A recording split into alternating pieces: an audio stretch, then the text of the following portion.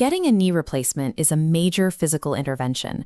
You are having an old, damaged joint removed and entirely replaced. But the surgery itself only provides the hardware. Physiotherapy provides the software. It is the mandatory training your body needs to actually use the new joint.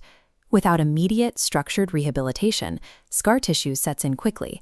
That leads to severe stiffness, muscle weakness, and a much slower return to your daily life. This chart maps the recovery process. The bottom axis tracks your personal physical effort.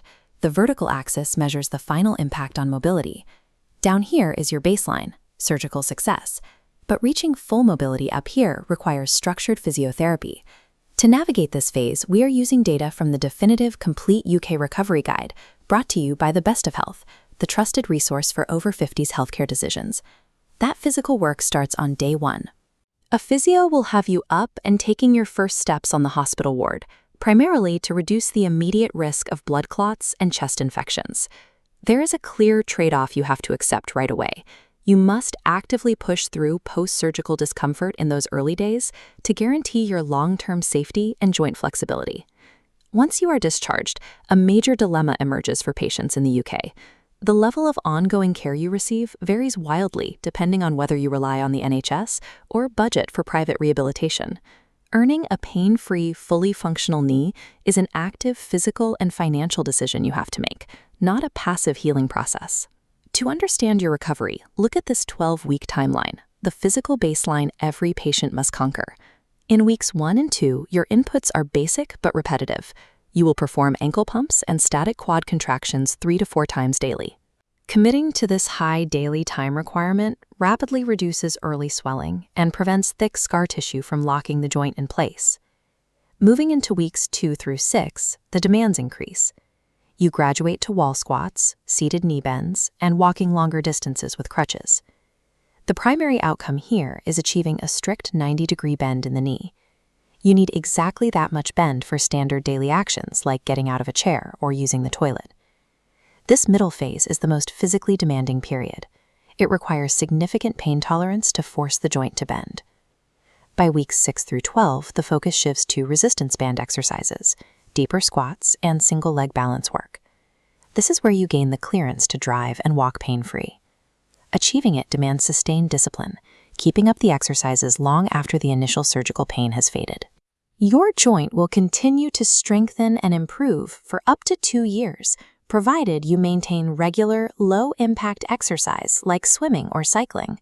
You have to understand the rigor of this 12-week roadmap before you can accurately decide whether you have the discipline to handle it via the NHS, or if you need to pay a private professional to guide you through it. For your first 2 to 3 nights in the hospital, the care is identical. Both NHS and private pathways give you universally excellent immediate attention on the ward. But when the Best of Health analyzed physiotherapy provision across the UK, they found a stark gap the moment you walk out the hospital doors. This comparison matrix breaks down what happens after discharge. Both routes offer in-hospital care and a home exercise sheet. On the NHS, it's free, but recovery is self-directed. You leave with that sheet and a helpline. That lack of scheduled, in-person follow-up leaves you highly vulnerable to stiffness if you lack intense self-motivation. It becomes a postcode lottery.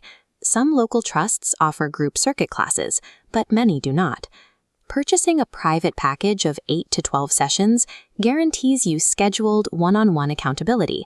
A professional will physically measure your progression and build your confidence week by week. The obvious trade-off is the expense. You are looking at significant out-of-pocket costs, totaling around £500 to £750. You also need to watch out for a common pitfall. Many private surgical packages advertise included physiotherapy, but actually only provide 1 or 2 post-operative sessions. You still have to budget for the ongoing outpatient care. Ultimately, choosing the private route is about purchasing guaranteed accountability and structured measurement during the weeks when you are most vulnerable.